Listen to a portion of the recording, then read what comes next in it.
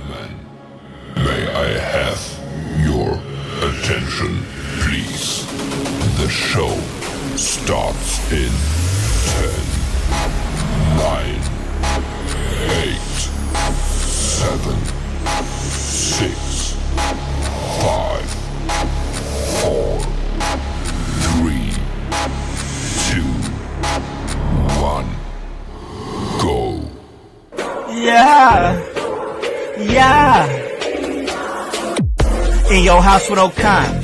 Hey, O'Con in your house. Hollywood in your house. Hypocrisy's head in the clouds. Curating all kind of loud. Wrestling in front of the crowds. Paragon's holding it down. Anybody can get it. Josh Joseph standing on his decisions. He is the voice. There is no choice. We is them boys in your house making wrestling noise. Moving fast just like cruiserweight action. In your house is the perfect distraction. Pumpers in your ears when you in traction. Get this work with some wrestling action. Smoke.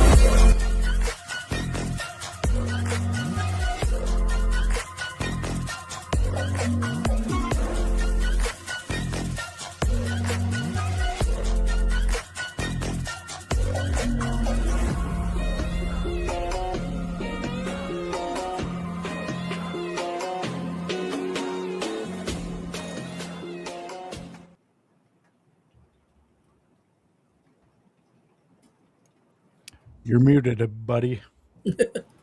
Oh my goodness, there we go. Hey. Fucking blew the load already. We're already here. All right, well, we're gonna start this over. We're about to bring it back just like Jay. So, all right, and there we go. Welcome, ladies and gentlemen, in your house, and you guys already know the vibes. Anytime we slide on through, we're here to give you that work when it comes to this professional wrestling business. And guys, it is Thursday, and we are back here on our Thursday show, still on our limited schedule here in December, but still trying to give you guys some great content here as we do. And we watched a little AEW last night, their Holiday Bash 3-hour episode. Man, it was a great one. I really enjoyed it. We got a lot of news to talk about here on this episode of In Your House. We have a new NXT Women's North American Champion. The circumstances were crazy. We're going to talk about that. John Cena continues his podcast tour. He was on Cody Rhodes' podcast talking about his interpretation of his final match. We'll talk about that. And man, so much going on. Mick Foley putting his flag in the ground politically and separating his sides and parting ways with WWE. We're going to talk about all of that, the good, the bad, and the ugly from this last week. And joining me as he does every week, that's my man on Wednesdays. He's the educator of Extreme when we do the ECW watch along. But every day, he's the voice, Josh Joseph. What is up, brother, man? How goes it, house? How goes it, household? Are there any Chaos Goblins? I'm glad you're here. And it's another installment of our AEW recap. Man, we have so many damn shows with so many 3 letters. It's getting out of control most of the days. But you know what? We're here. We're going to talk AEW. We're going to talk a little mishap news and a little wah news and things like that. So it's going to be a fun show. We got a new guy with us. I'm super stoked for this, house. Let's get it going. Yes, sir. We are absolutely excited. So, man, as you know, Voice, you know I have been fooling around with this wrestling business for quite a few years. Yeah. Ooh, yeah, man. The cream always rises to the top, man. And we've done that, and it's been fun. But, man, you always look back at the times when you're on the grind, when you're coming up, when you're trying to establish a name for yourself, man. And I know at that time, I was doing a lot of work. I was doing a lot of work in Muncie, working for companies there, DCCW, in the time that it was running. Hasn't really ran lately, but when they were running on a regular basis, I was there. I was locked in. We were doing some great stuff.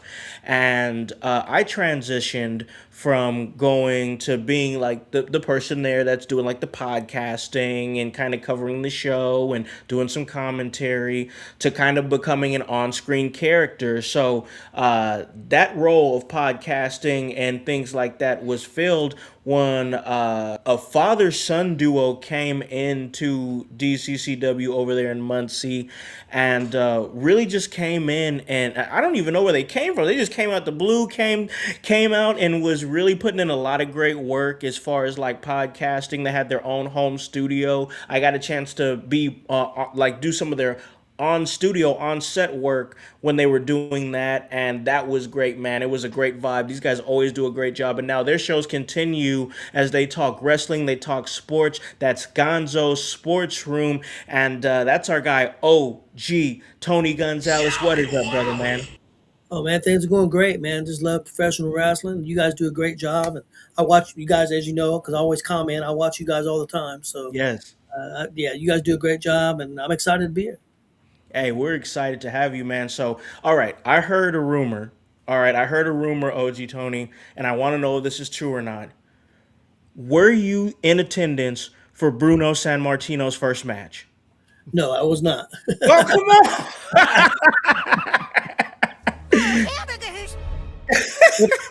If I would have lived in that area, it was a possibility. I could have not probably lived for his first match, but I would have definitely went trying to try to see some of the matches. For you guys out there in the household, if you guys don't know, we're always ribbing Tony. He's old, so we like to we like to give him. And when he watches all wrestling, man, just a old school wrestling nerd, a fan just like us, man. And I'm anytime we get a chance to run into each other, whether you're in our chats or I'm in your chats, or the times we got a chance to run into to each other at a show, we're just always sparking up a good wrestling conversation, man. So I'm super excited to bring you on the show. Yeah, I appreciate it. Yeah, most definitely. So, Voice, are you ready to get this thing rolling, bro? Oh, you know I am. Let's go. Yes, sir. All right, we're going to jump right into this. And, man, I started this episode, for you guys that are just joining us, I started this episode with a botch. I had my mute button on.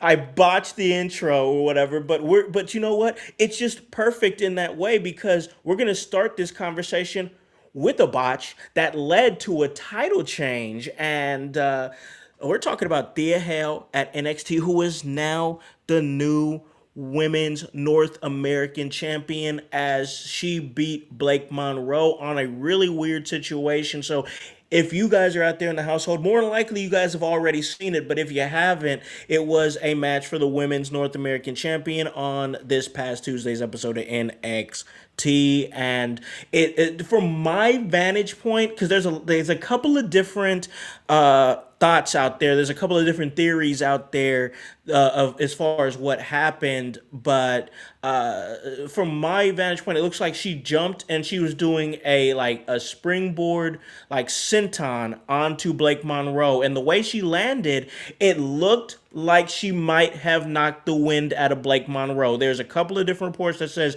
she knocked the wind out of Blake Monroe. There's another report that I saw that said that she was concussed in that moment. Either way, nothing confirmed that we know of. We know she didn't kick out.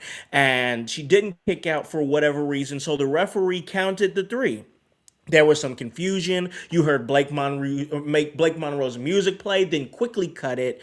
And then there was a little bit of confusion there until eventually they made the official call that Thea Hale was the new women's North American champion. So so we just had a situation a few weeks ago on SmackDown where Daphne LaShawn, the referee official over on SmackDown, it was a match involving Nia Jax. I can't remember who she was wrestling that night, but it was a similar situation where Nia Jax didn't kick out, and Daphne LaShawn did not count the three. She didn't count the three.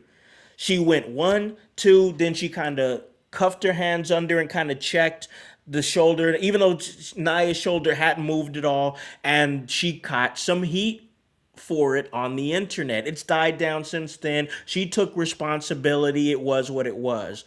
And I saw some heat for the referee that counted the three this past Tuesday, and I'm just like, guys, what do you want? What are we doing here? You know, do you want it? Do you not want it? I think, in my opinion, this is just me, I think he did the right thing counting the three. I think NXT is doing the right thing leaning into it. But, you know, I didn't even consider something that OG Tony had said to us before we went on the air about how this affected their upcoming tape shows that they have plan or already in motion going for the holidays and everything. I'm gonna throw it to you, OG Tony. I know you saw it. I know you had some thoughts on it.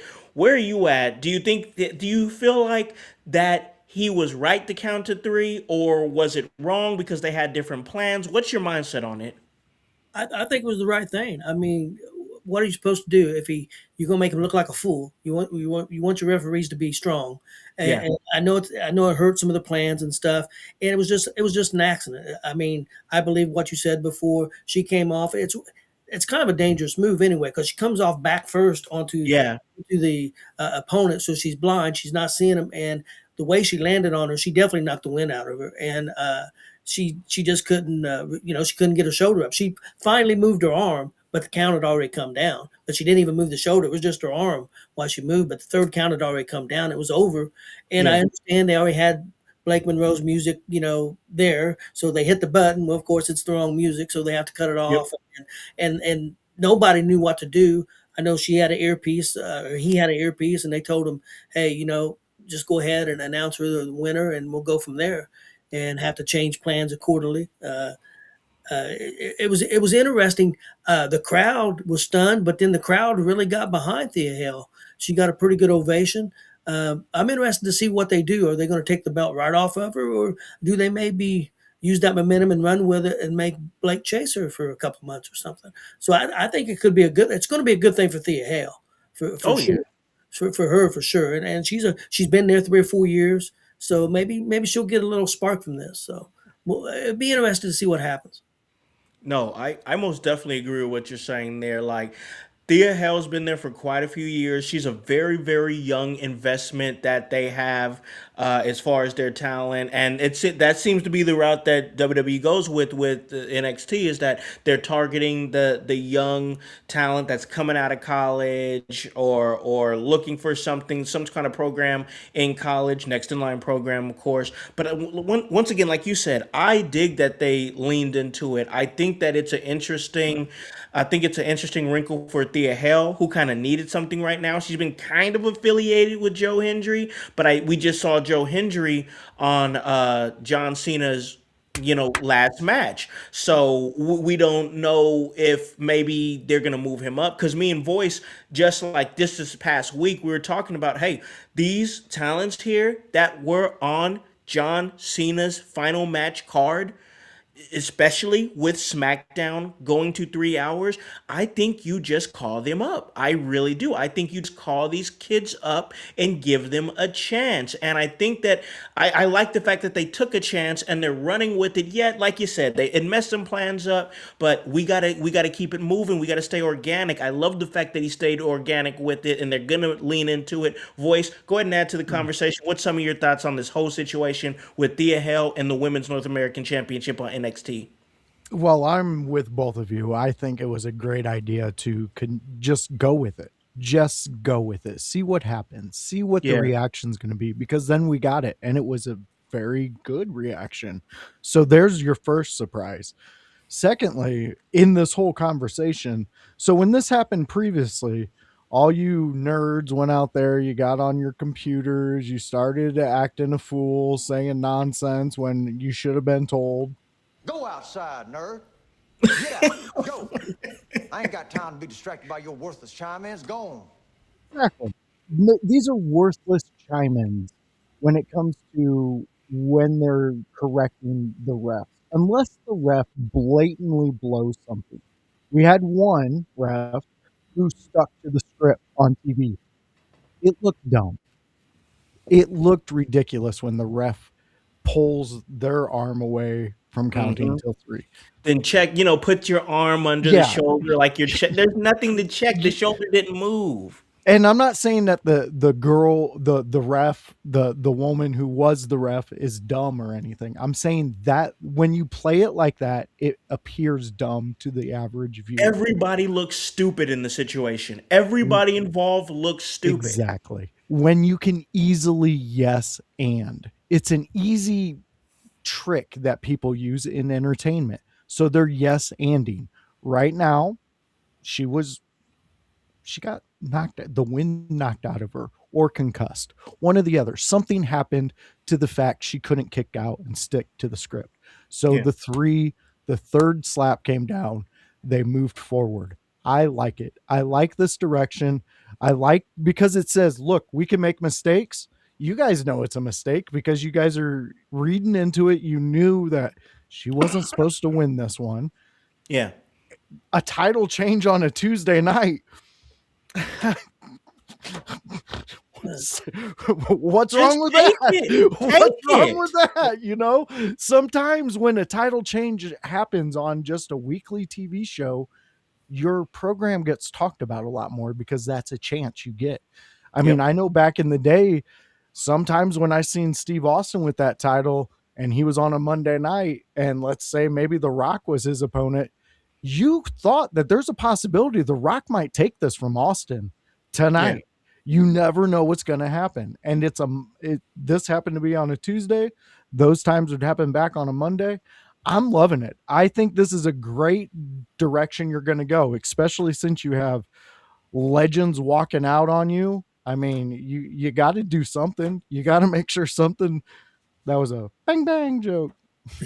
Listen, man. Okay, I hear. All right, let's go right to that. Let's go right to that. We can stick to this.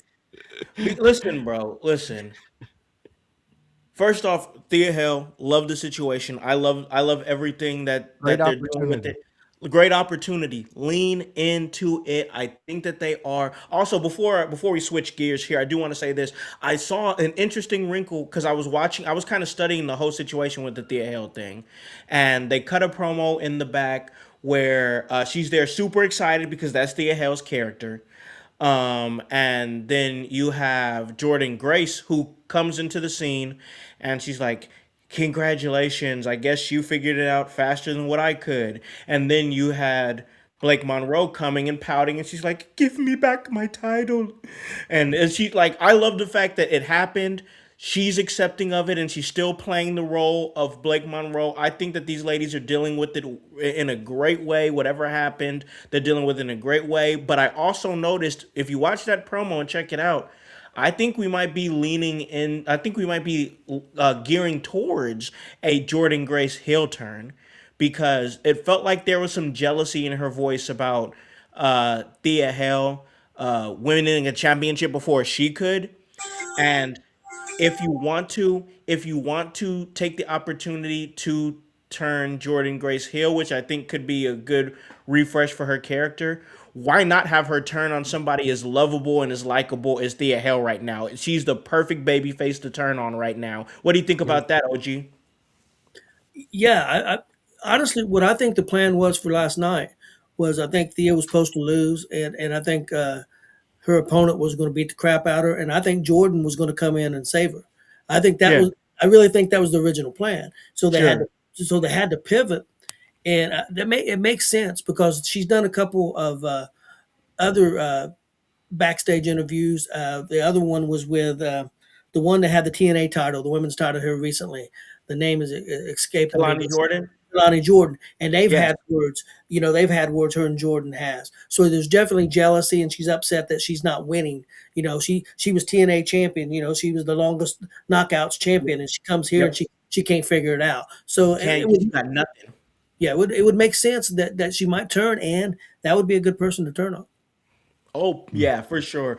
I think we had a conversation. We talked about it a few weeks ago. I don't think it was on the show. I think it was in our group chat, and it was I think mainly me and Hype were talking about it. But it was the fact that Rey Mysterio is like, he's been turned on so many times. People have turned on Rey Mysterio so many times, and it's because he's the overall likable good, like the big time babyface that looks cool. All the kids are wearing his mask. He has the cool theme. He has the cool flying moves and everything. Like he's the ultimate like babyface. So it made him susceptible to getting turned on, to being the caveat to somebody's heel turn, and I think that's the perfect spot for Thea Hale right now because she's so energetic, so fun, and brings just that infectious energy. And now she's a champion, and just the way she's reacting to it, she's been crying for like 3 days that she won the championship.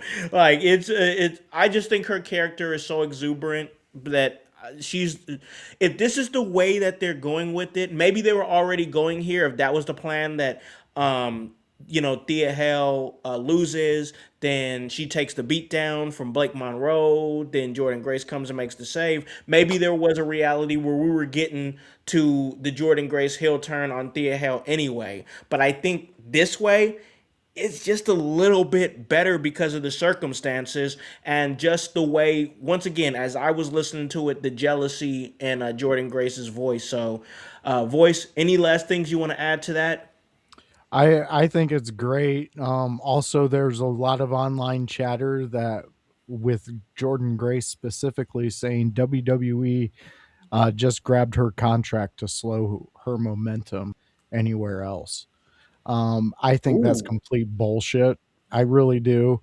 I think there's been some things that, first off, I think everybody's very forgetful in the fact that her husband just went through a horrible thing and Oh she's had to yeah, take a yeah. step back. So for anybody out there saying anything against Jordan's career, and I'm not saying anybody on this panel is, I'm saying the people I'm reading on online, it's nonsense. And you think you know a lot, but the only thing you're gonna know is how cold the water is when we throw you off the bridge. So yeah. Man, I tell you, people get online. We talk about it all the time on the show. They get online, they talk crazy.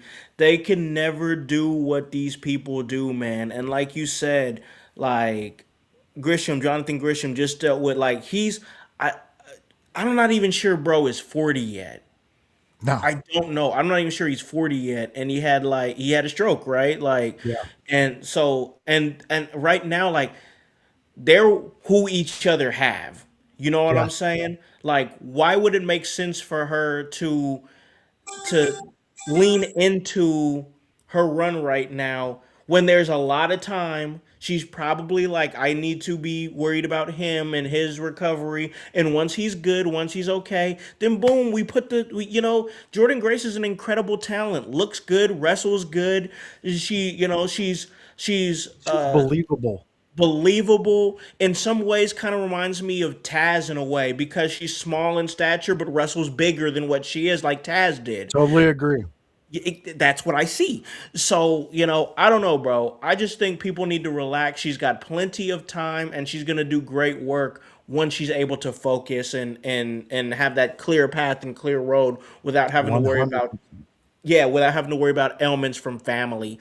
So we're gonna move on here. So listen, man, we all heard about there's been a lot of celebrity deaths that's been happening. It feels like in this last couple of weeks, a lot of celebrity deaths. We can just talk about. I just feel like we got to talk about this one real quick because I feel a certain type of way about it, and I want to talk about Mick Foley.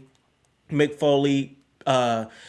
Made public on social media that he's, cutting ties from WWE for the next 3 years because of comments made by President Donald Trump. Now, ladies and gentlemen, this is not a political podcast. We're talking wrestling here and we're talking wrestling news. So I see what he did. We saw what was going on out there. I'm gonna say it like this. I've seen a lot of people online, supporting Mick Foley, and a lot of people having opinions on it. Honestly, I was just gonna keep quiet about it. I wasn't even gonna say anything about it, just because of that vibe and how everybody's reacting to it. But I will say this, man. I'm just like, bro, like that's cool.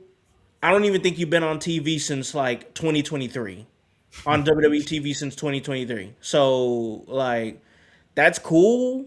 You could do that. And I'm not, it's freedom of speech. You could do what you want to do. But like, why'd you have to make it a thing? Like it feels like you went out of your way to make it a thing. And once again, I love Foley. Listen, just last Halloween, I dressed up as Mankind. I'm a fan of the character. I don't hate Mick Foley. I just didn't like this move personally. Voice, I'm letting you loose here, giving your honest opinion, man. God. All right. So, honest opinion. Look, we're all entitled to our opinions. You can do whatever you want. You are your free person. I totally buy into that. But I want to ask, Mick Foley, did you give all your money back? that you made from the WWE because of Vince's actions and what he did to the women when cameras weren't on? Oh, you didn't. So this is selective outrage because we're in Elkhart, Indiana. See, that was my cheap pop. That's You what pop. this is. This is what he does. It's a cheap pop. And a lot of you dick riders come out of the woodworks and you're like, Bro, I've seen so many pictures, posting pictures with Mick Foley, bro. You're I'm my so glad. hero. No, I'm he's so not glad your Mick hero, Foley, bro. he's on You're our still side. chasing, bro. He is not your hero like that. He's so on our side. I love him. Shut the fuck up. Shut the fuck. Okay, we get it. We get it. You hate the president. Cool.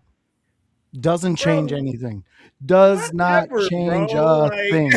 whatever. Isn't he a WWE Hall of Famer too? He is. Oh, weird. Man, I'll Weird. tell you. Dude, yeah. I'll tell you, bro. He said he was cutting ties from WWE, and I was like, bro, I don't care, bro. Yeah, Like, I thought you did already. I mean, you thought haven't was really already been on done, anything. bro. Yeah, I thought you was already done. I want to give the courtesy to our guests here. I know this is a dicey subject, but we wanted to talk about it. OG, what's your thoughts on Mick Foley and everything that's gone on with him cutting ties from WWE for the next 3 years? I have mixed feelings. He's got a right to his opinion. You know, I mean, I have no problem with that. My only thing is, like you said, like Joseph said, there's a lot of stuff that's happened, and you turn a blind eye to that. So I mean, be consistent. You know, but again, I have no problem. And he's still under contract till April. Officially, he's under a contract, a Legends contract. That's all he's under. A Legends contract is what he's under. So it runs out in April. So he's still under contract. He's just not going to renew it. So, yeah. So he just said, "I will not resign. I will not resign as long as they're affiliated with Trump." Is what he said. So I mean, so if that's he what made a public proclamation, but he's still collecting a check.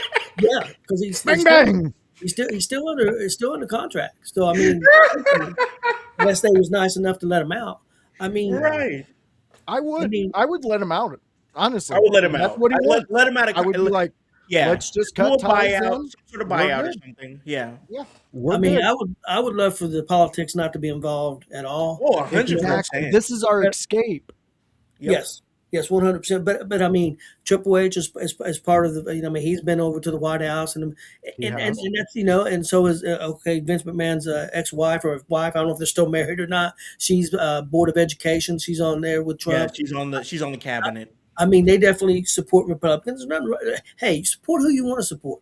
I mean, I could care less. I mean, Rob Reiner just passed away. I wish I could remember the actor's name. They were best friends. I mean, I've seen the guy in thousands of movies, but I cannot remember his name. But I've seen a video today, and he said me and Rob Reiner had 100% completely different views on politics, but we loved each other. And he said Rob Reiner was a patriot. He said people may not think so, but he loved America just as much as anybody else did. The only thing was he had different beliefs than I had, and I had different beliefs than he did. But we were best friends. So I mean, I just wish people would, just hey. Totally get that. Hey, Tony, let me ask you real quick. Well said. Yeah, that was very well said. But you're our resident person of years. Yeah, so, I know, but I don't feel that way. So you've seen a lot of wrestling. That's the way I should put it. You've seen a lot of wrestling in your life. Has the climate ever been like this, to where they're inserting political things into wrestling in general? No. See, my great grandparents had a bar outside of Fort Wayne. Dick the Bruiser, you mentioned him. He was a guy who went in there quite often.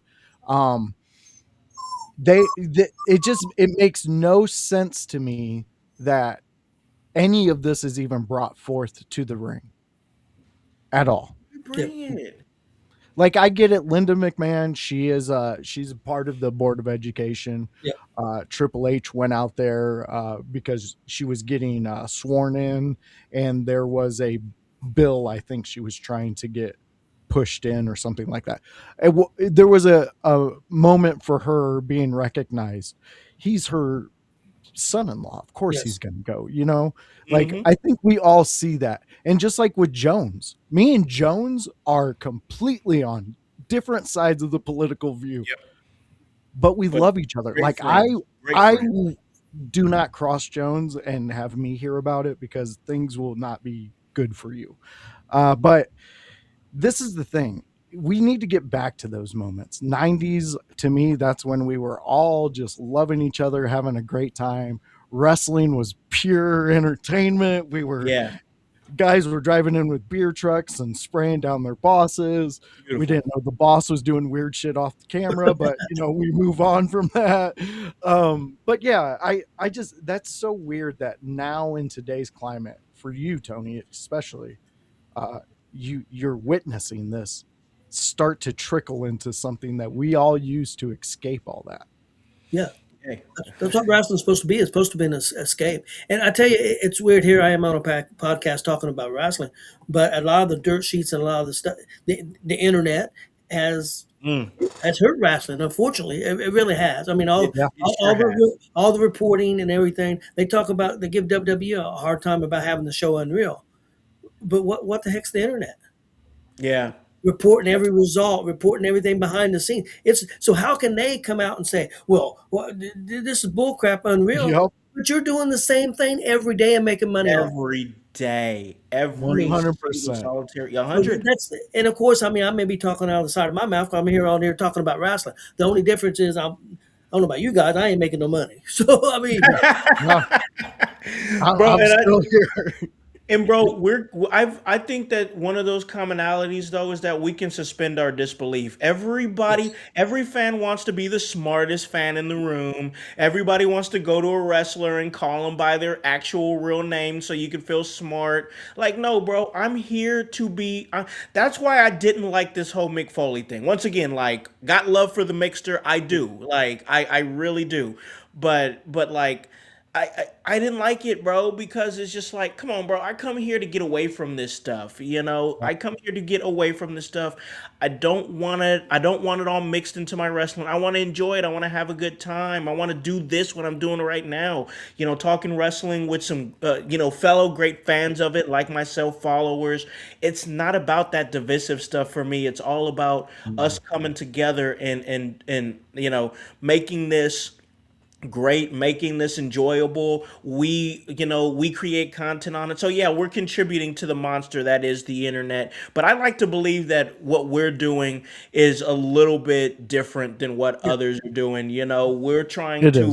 We're trying to talk positive. We're trying to, critique. That's one thing we do is critique. We critique from a place of love and wanting to see wrestling do better and be better. Not necessarily trying to armchair book. We'll speculate all day. Yeah. We'll speculate all doggone day.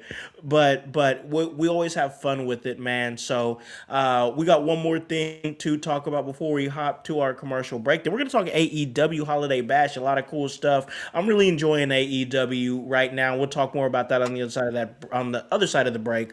But what I do want to bring, and we could talk about this for a quick little minute. John Cena, who just had his final match. Everybody was talking about him tapping out to Gunther at Saturday Night's Main Event. The smile, the tap, what it meant.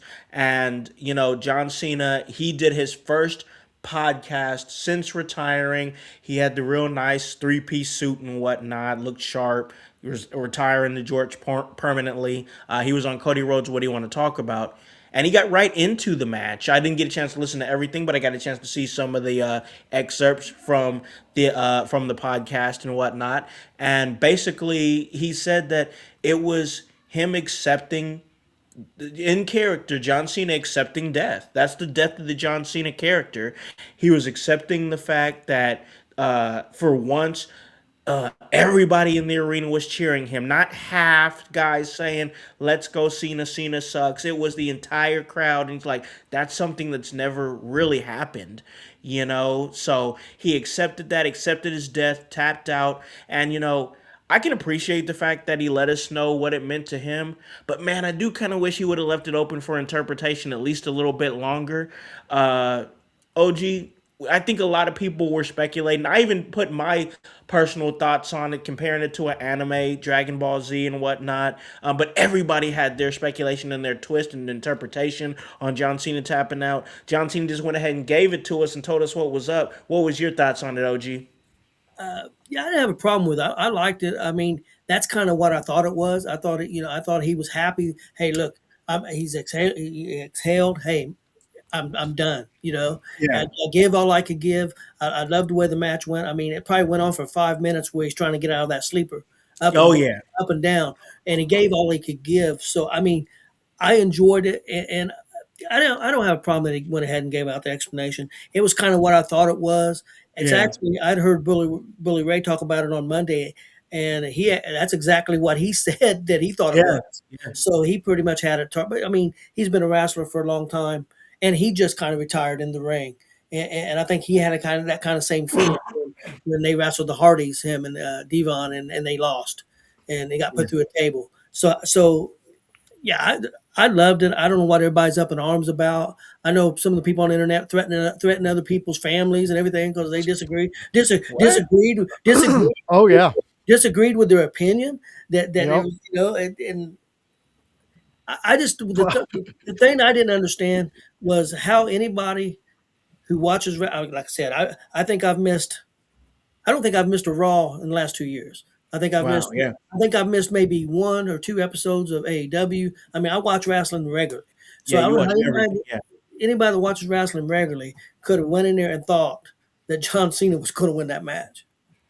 I mean, there was no way. I mean, I wouldn't have been shocked. I mean, if they would have went that route and hey, give him the confetti and all that, there's nothing Yeah. wrong with that. But that's not Triple H's mindset, and I don't think it's John Cena's mindset. No. And everybody said, well, they didn't need to make Gunther. They didn't make Gunther. They what they did is created the biggest heel in professional wrestling today. Thank you. Thank you. I'm 100% on board with that, OG. I mean, if you saw the reaction that he got Yes. on Monday Night Raw, and as soon as I saw it, and even the reports on Sunday, the Sunday after that, where there were fans following him out to his car and giving him hell, I'm like, bro, we haven't seen heat like that in a long time. That's like now I understand. Like there was and I'll be honest. I don't care. I was one of them. I was like, oh ho hum, Gunther is gonna win the tournament. Oh ho hum, Gunther's gonna retire. John, he just did it to Goldberg. This is gonna be boring. I understand it now. Monday made me better understand it. That man is elevated from that. And everybody says, oh, well, they should have gave it to the future. I said, oh, they should have gave it to somebody in the future. Okay, well, here's the thing. Gunther might be 37 years old, but he is in his prime right now. Perfect spot to be elevated to that next level. They did just that. Voice, hop in this conversation, man. Give some of your thoughts on John Cena's explanation for his tap and some of the aftermath as far as elevating Gunther in that situation. Yeah. I'm with you in a sense that I wish he would have just kept it a little quiet because I like the mystery. I like to be in the sewers and I like to hear everybody out there flipping out. Yeah, there's losing just their some mind. things I think is more fun when it's open to Yeah. interpretation. Very true. But again, though, like I said, with this heel turn and then him making this resurrection, I became a fan of John Cena. So I understand him explaining it because his fan base is wide. And that does give a little relief to some of these kids, some of these younger adults, some of these fans that truly do follow what John Cena says. I mean, Yeah, the dude's an icon for wrestling. he is. That smile, though, that was the Sons of Anarchy Opie in jail accepting the brutal truth of what his club did and what he had to take responsibility for. That's what it Mm, was. John Cena smiled because the weight of wrestling was off of his shoulders. Yep. The expectation of always being this guy is off his shoulders. He can now take that breath. He can take a step back And I do think there's part of that smile too that was he knows Gunther is going to take this monster persona and run with it and become that guy. He's already, like you said, getting people following him out to the parking lot. Listen, fans, don't bring any weapons to this idea that you have when you want to fight Gunther. I want you to challenge him one on one. And I guarantee you, he won't pick up a chair. He won't pick up a kendo stick. I guarantee you, he will put those big fucking mitts on you, and you are going to bow to Gunther by the end of this ass whooping because you're not smart. Listen, it's fun to get marked. It's fun to get played in this world of wrestling. It's so fun. I love to be worked in wrestling. It still brings me to that childhood moment when Hogan lifted up the Giant and threw Andre, him down. Oh my God, Andre went here. I can't believe he did it. I was in my Hogan underoos. I was running around the house, jumping off couches, doing all the cool things kids do. Because that's the moment that they tried to create. That's the part that I'm trying to gather every time I turn on the television and I start watching this product. This is why I get upset when they change things up and make it difficult for the average viewer to view. This is why I get mad at certain storylines when they don't pan out, because I invest my time in this. Don't ever take wrestling away from me. I absolutely love it. I love the top of the promotions to the bottom of the most. I've been to some weird fucking indie shows. Yeah, same. I promise. And I loved every moment of it. Me and those 15 fans, we loved it all. Man, I love it, man. For me, I just feel like that what Gunther is going to become from this, and this is like, call me crazy or whatever, and I've had some time to kind of think on it. It feels like, in some ways, it feels like when Lesnar broke the streak. Like, Lesnar was already established, but he was elevated from breaking the streak when he broke Undertaker's streak. It feels similar to that. The shock in the crowd, the people with their hands on their head, mouths agape, not believing John Cena tapped out. To me, it does give some waves of when the streak was broken. Undertaker's streak was broken by Brock Lesnar. And now you have Gunther, who retired John Cena, and Gunther's legend is going to grow from this. There is no, like, John Cena did every single thing that he was supposed to do, and everybody's going to always critique this final retirement run and say, oh, well, Triple H did this, and they didn't let him finish it here, and he didn't get to have a match with this person. And I'm like, bro, like, it's not for you to decide. It's not for you to armchair quarterback. It's not for you to armchair book. Nobody's asking you to do that. This is John Cena's run that he's correlating with WWE to try to make work on the dates that they already have set and established. It was what it was. At the end of the day, we got to the goal. John Cena did it the traditional way, like a true wrestler. Put his shoes, his armbands in the middle of the ring. Everybody comes down, slaps the mat. He puts his shoulders to the ground. Tapping out to Gunther, and Gunther is a new monster from it. Everything that needed to happen from this happened.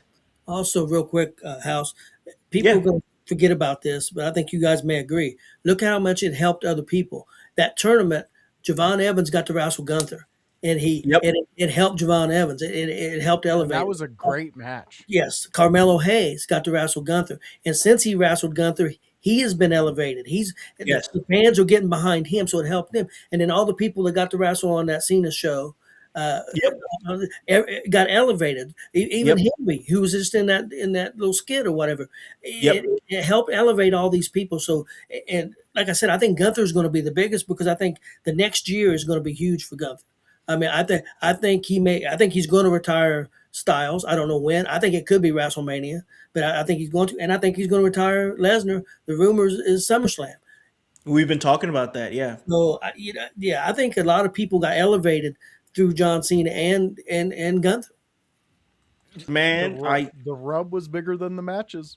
Yep. Man, I'm telling you, thank you, Voice. Yeah, because I'm. Everybody wants to say this and that about Gunther. He's boring. He's just, bro. Like listen. You're not gonna make. I don't care about what you're talking about. How butthurt you are about John Cena. You're not gonna make me hate Gunther, bro.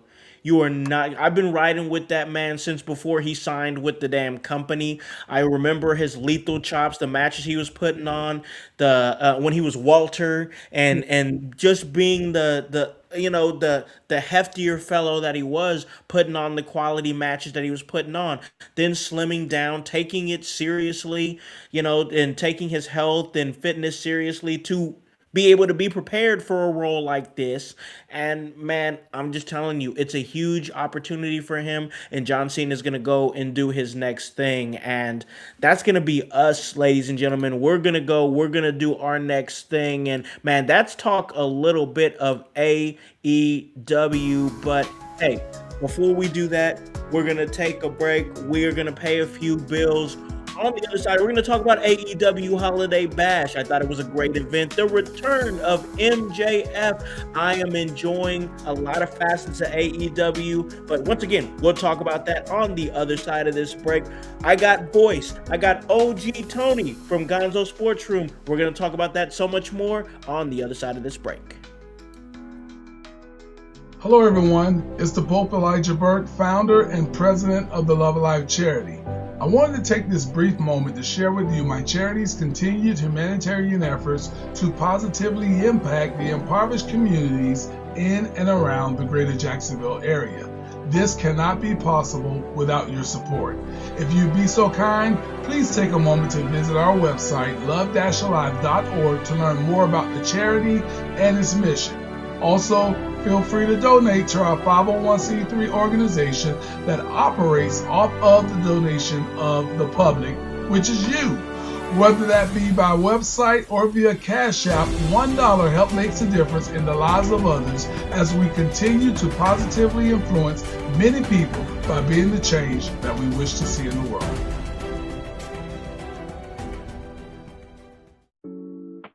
Welcome to the Brainbuster T-shirt website where your favorite podcast team in your house lives. Look at all these fantastic options you have.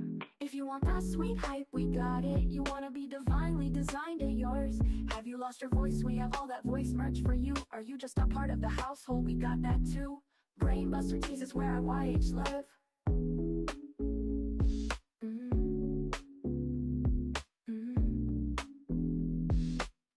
Brainbuster Tees is where IYH live.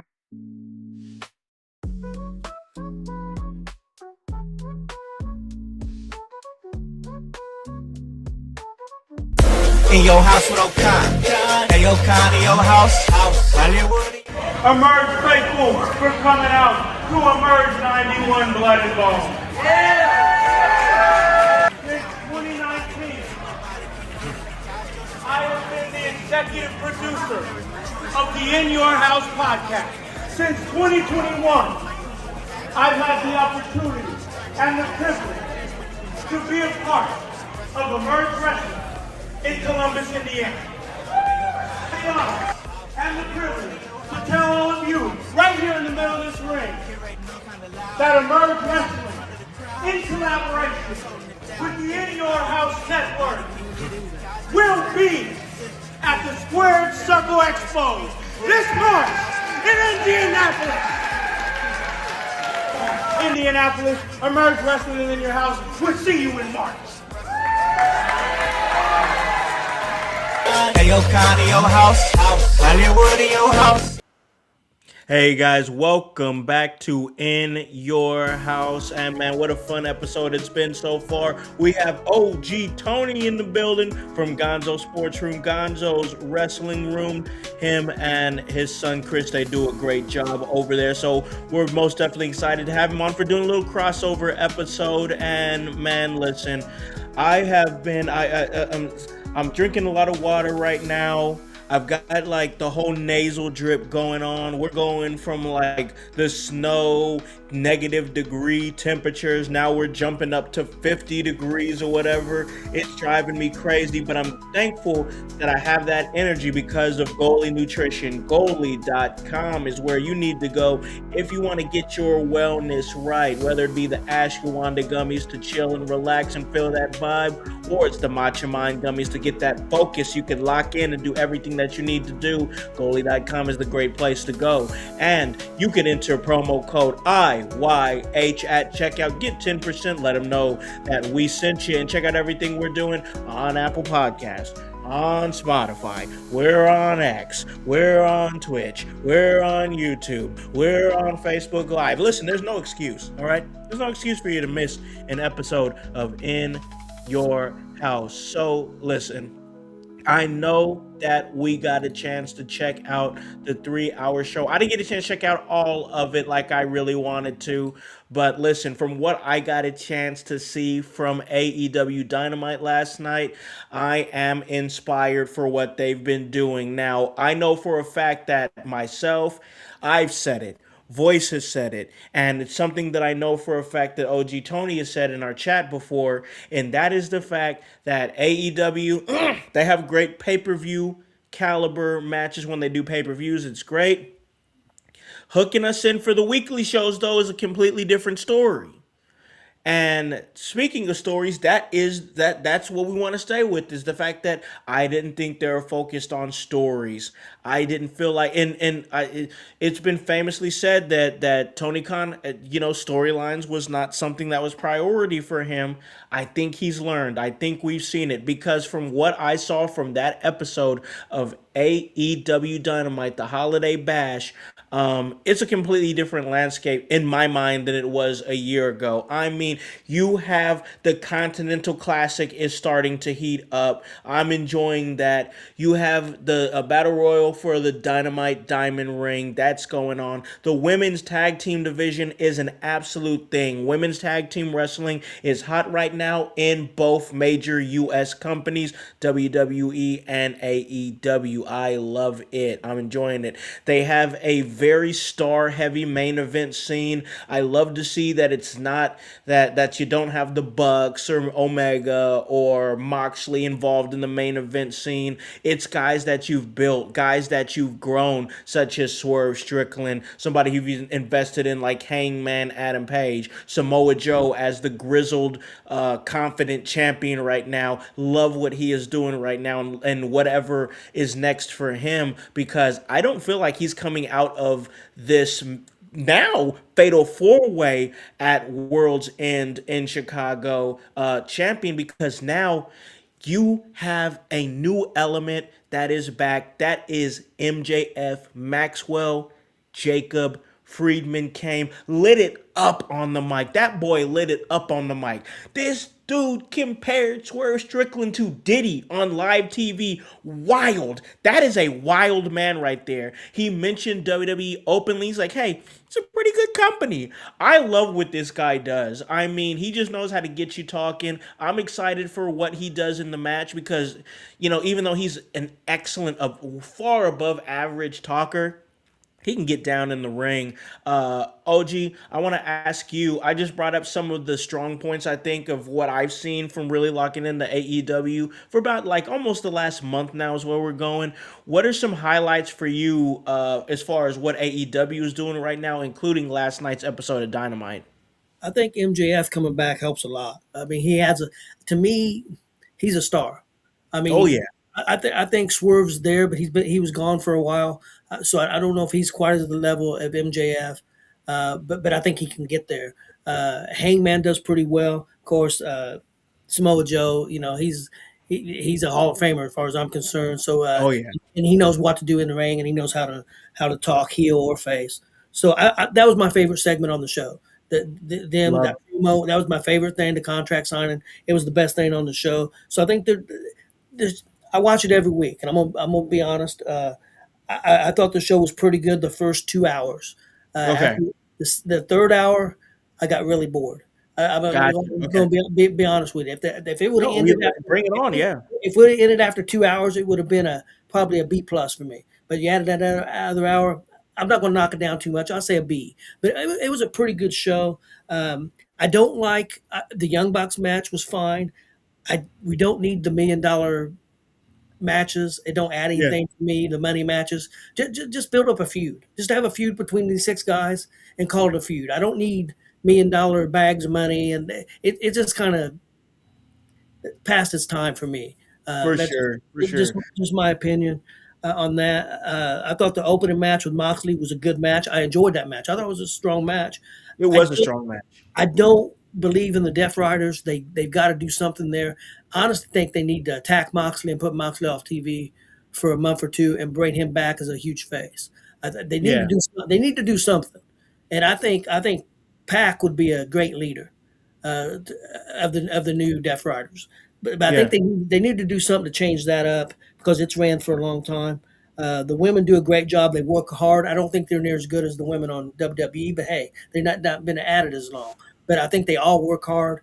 I do, for me, and this is something they do a lot. They do a lot of multi-people matches. A lot of they sure do. A lot of 6 men or person. That's a little much for me. But it's a lot of wrestling, and it's a lot of pretty good wrestling. I mean, on the first 2 hours, there wasn't a weak match on the show. There wasn't nothing that I thought, I don't like this match or nothing like that. So I thought it was pretty good. The only, and you mentioned it in the chat, Omega has lost a step. I mean, he has, but that's okay. I mean, he's been ill. He's had some issues. He may never get back to where he was, but I still think he can be very good for the company. So I still think he can work. So it was a good show. It was solid.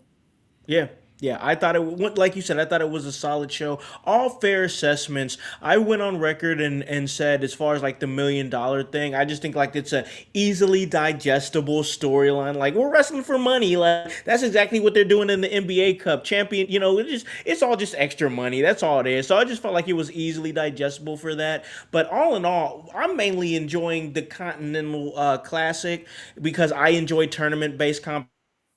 I like the fact, and all the things that you mentioned, man, all great things. But I just like the fact that there's just like so much in the mix. I'm glad to hear, because I didn't get a chance to catch that last hour, so I'm glad to hear. I mean, I'm not glad to hear. I wanted to be 3 hours of great wrestling for all wrestling, but it sounds like I didn't miss much. But I also think they wanted to give them a 3-hour show because I think they were in Manchester, I believe it was. So they probably. Yeah. So they wanted to give him a long show, a long, good show, and it just ran too long. 2 hours is the sweet spot for Dynamite. It really just is. 2 hours is most definitely the sweet spot. MJF coming back, huge plus in an already heavy main event scene right now. I love the Babes of Wrath, man. Like, and you made a really good point. I would agree and say that the women's tag team division is a little bit better than the women's tag team division on AEW, but for, once again, the same reason that you said, WWE has had a focus on the women's tag team division far longer than what AEW has. They just crowned their first women's tag team champion with the Babes of Wrath, Harley Cameron and Willow Nightingale. So yeah, they still got some development to go, but I enjoy it. I like it. I like all these little added things that they're doing in there. And also, Voice has mentioned it many times on this show and how he's turned around on it. I'm going to say I'm turning around on Mercedes Moné as well. She just lost a couple more championships. The downfall is coming, and she's starting to focus. I like this little niche that her and Athena have. I like what they got. They seem like they've got a little bit of chemistry as a tag team. But Voice, where are you at, man? AEW, I know we've been cold on it for a long time, starting to heat up a little bit. What were some of your highlights and your favorite moments? Well, first let me hit with the MJF, since that's what we were talking about earlier. Sure, please. I'm super excited he's back. Like I sent to you guys in the chat, I don't know. I just thought of this thing. Like, I enjoy MJF's movesets. I like the way he wrestles, but in the same sense, do I like it more than him cutting a promo and knocking a guy down with just words or just facial expressions, that's Yeah. where I get lost with him. So I'm calling him a movement. He's not a moveset, he's a movement. Yeah. This is MJF. He's so young. What is he? Only in his early 20s or mid 20s, late 20s? He's Yeah. in his 20s. So there's so much more he can do, not only in wrestling. 29. Okay, so Yep. he's about ready to get into the 30s. So he's gonna do more movies. He's already been in a few movies. And honestly, his promos hit harder when he's not even on the mic yet. That last night, him coming back, because I even said to Jones in the chat, because he was excited about MJF coming back, and I'm like, do we not remember the fumble that just happened when he just came back this last time? Yeah. AEW fumbled the fuck out of that, and the fans fumbled the fuck out of that, and completely went haywire. And those were the first times I was actually seeing people like legit question if MJF is the guy that we claim he is. And that's crazy, bro. It is. It's extremely crazy. He's from last so night. good. He was over last night just walking out. Yep. And now he's in the 4-way. Now he's going to there's a chance we could have MJF as a champion again. And it would be a good time for it. When the company is thriving, doing so good, he is their guy. He's a top guy. It's like OG said, Swerve, he's scratching that surface. Swerve is right there. Hangman is another guy that they're super invested in. But I'm sorry, but there's MJF and then there's everybody else. He's on a different level. He's on a different stratosphere. He's on a different star power that he can put the company on his back, and he will be the reason that with an established women's division, give him a couple more months to clean it up. You know what I'm saying? With the women's division that is really coming together, they're really invested in their women. Chris Statlander is the champion, and all these great talents that they have, the stars that they are building right now with Hangman, with Swerve, guys like Samoa Joe going out the door. One of my personal favorites, Kyle Fletcher. Kyle Fletcher is another guy that's right there, and I just got a chance to listen to him on CVV. I love that kid even more. He's super freaking talented. With MJF at the helm as champion and the star power that he carries, he has the ability to put eyes on this product that needs eyes on it right now, because they're doing a lot of good things. OG, do you think that's fair to say? Oh, most definitely. For example, you watch the whole show. If MJF wouldn't have been on that show, wouldn't that tuck that show down some?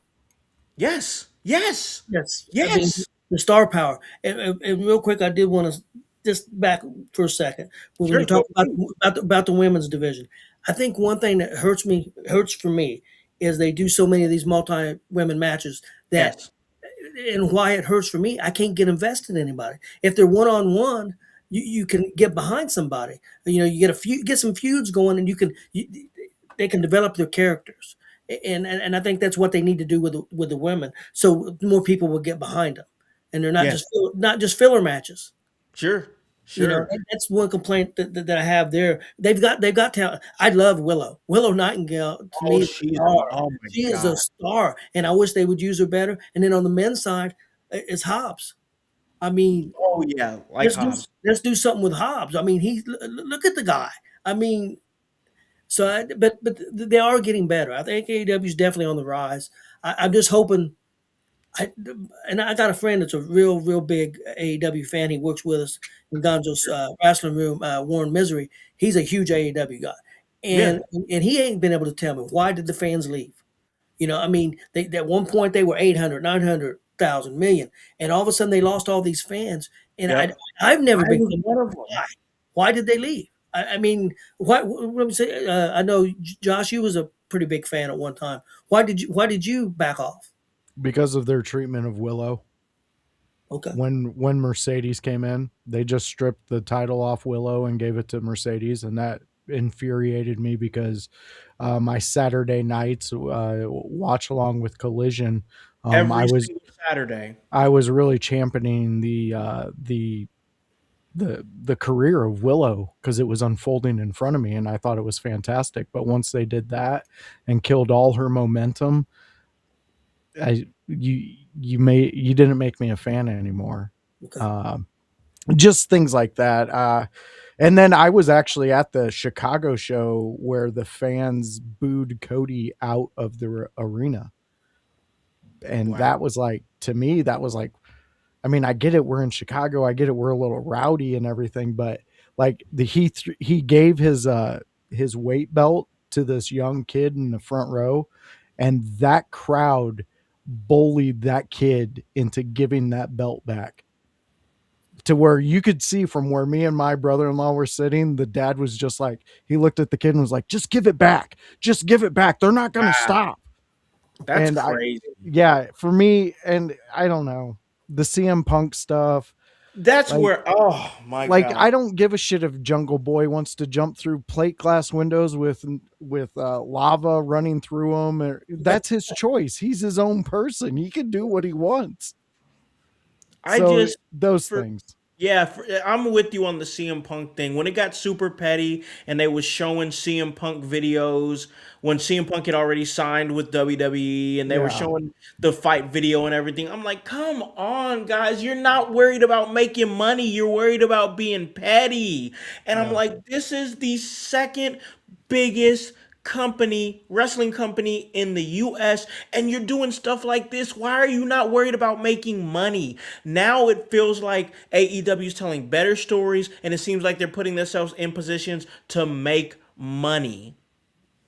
Yeah, that's fine. They're definitely moving in the right direction. I think a lot of people point to Punk being a huge loss, and I think it was, especially star power wise. But I think the biggest loss was Cody, because I think Cody was the voice of reason for Tony Khan and booking, and the shows were better back then. And I think a lot of the reason they were because Cody, he knew what a good show looked like.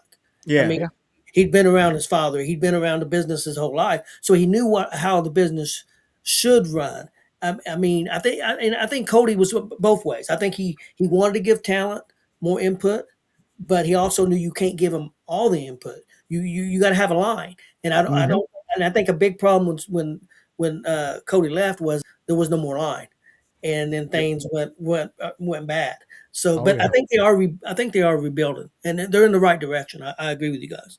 Well, yeah, I mean, they are, because look at this Continental Classic in the gold division. You have a 4-way tie at the top, and it's not joke names. I mean, you have the names of Darby, Will Ospreay, Claudio, and Brody King, all with 9 points. That's, if you put any 4 of those into a match next week, you're going to get some people tuning in just for that. Brody King, I want him to win this whole thing. Can I tell you a flaw in that tournament, though? Let's hear it. Fantastic tournament, fantastic competitors, but it's for the Continental Classic for that belt. You just had a Diamond Battle Royal last night. Yeah, just had that. Yep. Two people there will wrestle, I think, next week, it's Ricochet and give me 1 second. The mask guy. Bandito. Yeah, Bandito, there it is. Yep. The winner of that match gets a world title match.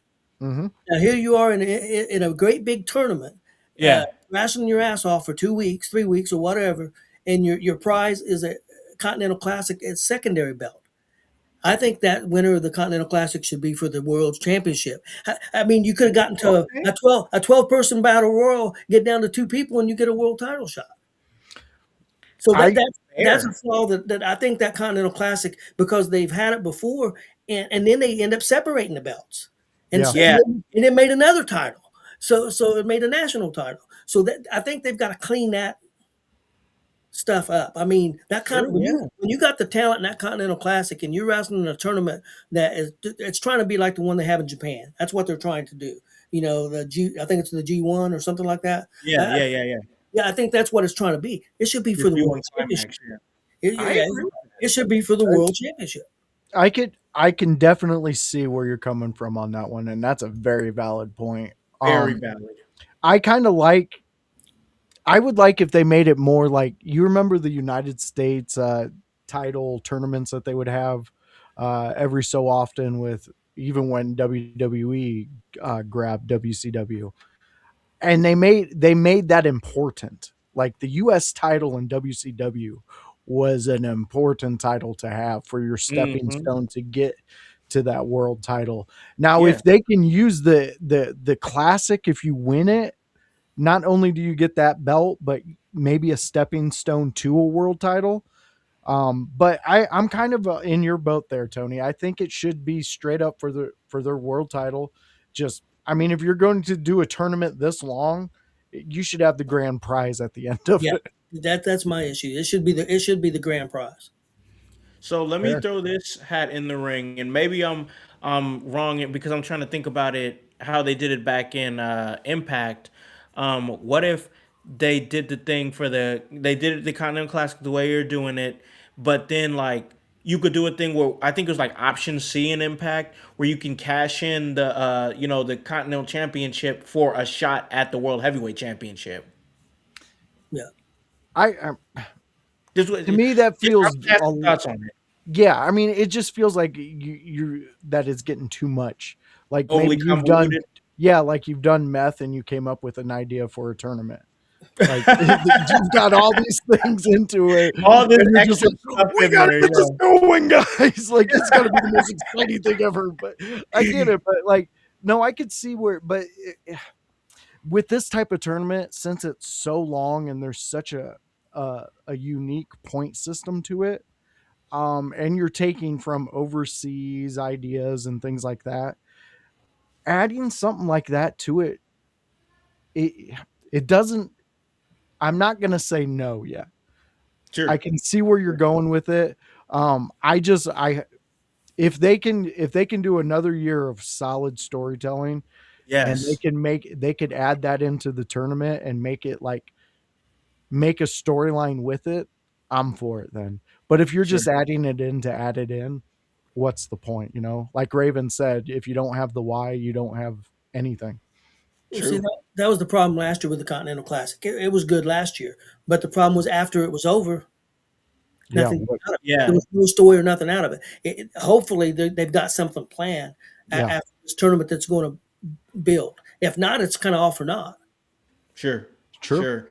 Okay, all right. So, we got to get OG Tony out of here. He's got a couple other shows he's gonna be doing. He is out there grinding, doing a lot of shows a week, and we respect that here. That's what we do here at In Your House. Is we grind, do as many shows as we can. So it's great to have OG Tony on the show and just watches so much wrestling and watches everything. It checks out everything, has a lot of astute knowledge on the business. So before we slide out of here and I give you a chance to plug anything that you want to plug, any shows that you're going to be on, we're talking AEW. We're talking about the shows improving. We're talking about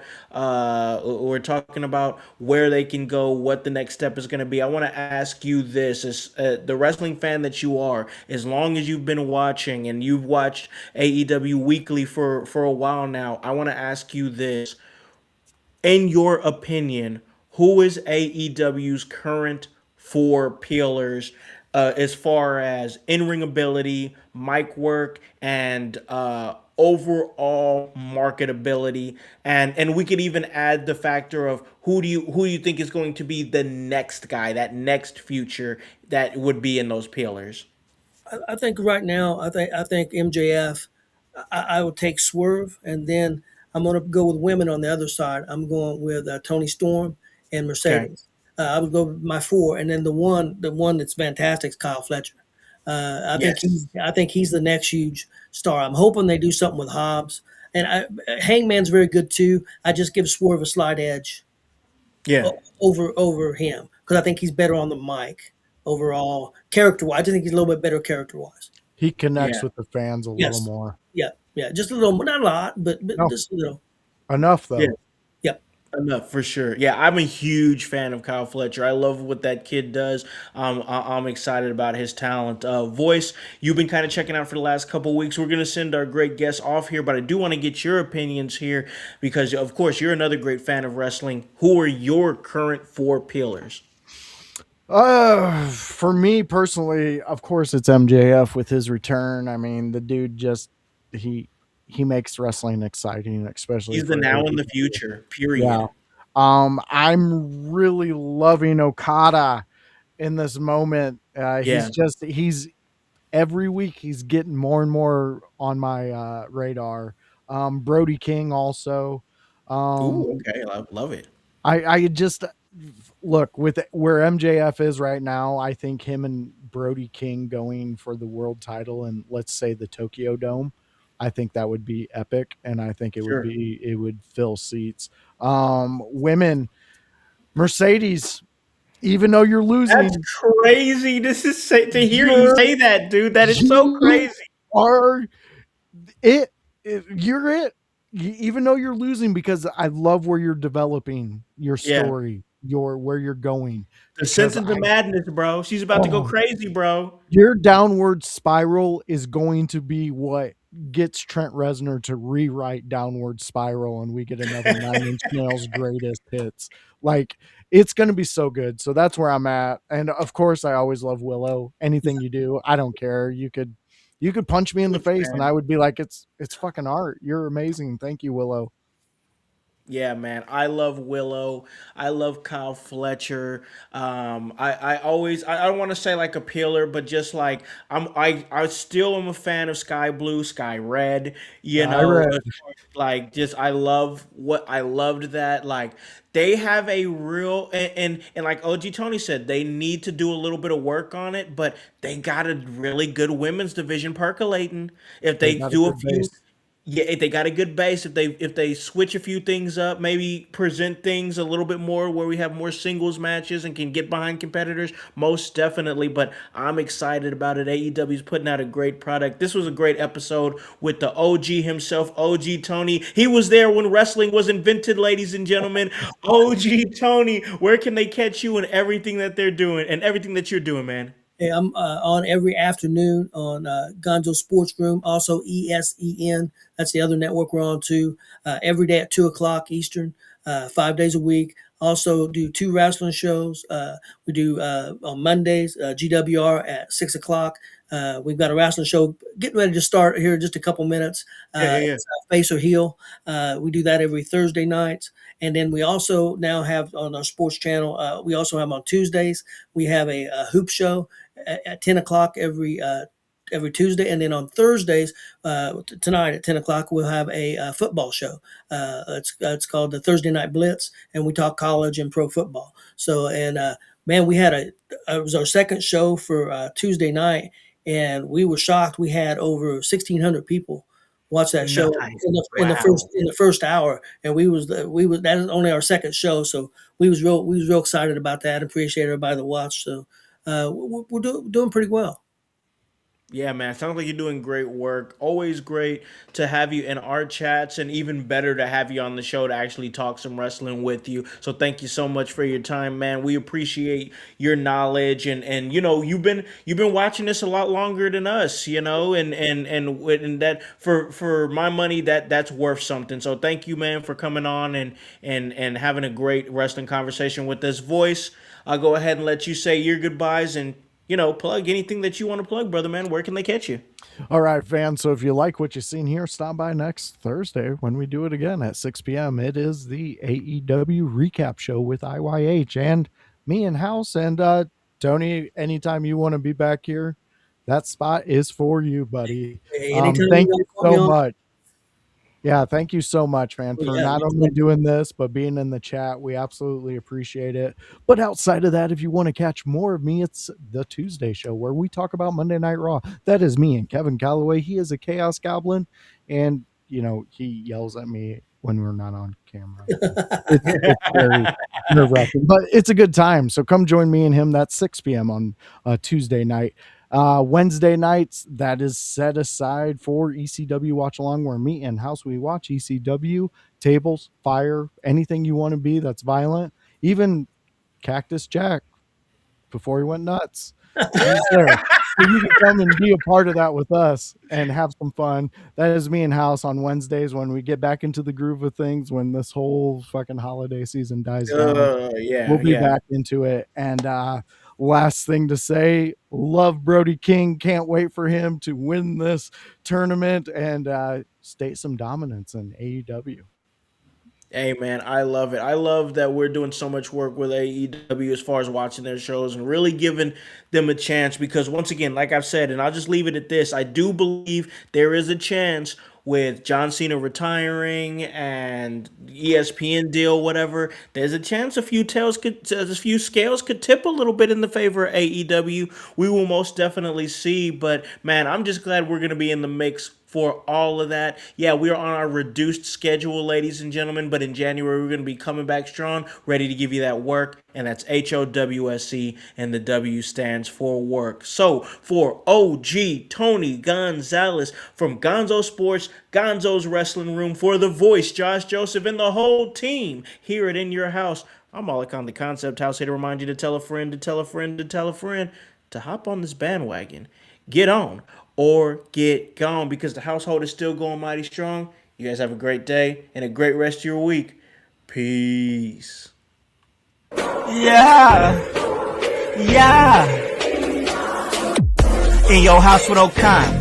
Hey, O'Con in your house. Hollywood in your house. Hypocrisy's head in the clouds. Curating all kind of loud. Wrestling in front of the crowds. Paragon's holding it down. Anybody can get it. Josh Joseph standing on his decisions. He is the voice. There is no choice. We as them boys.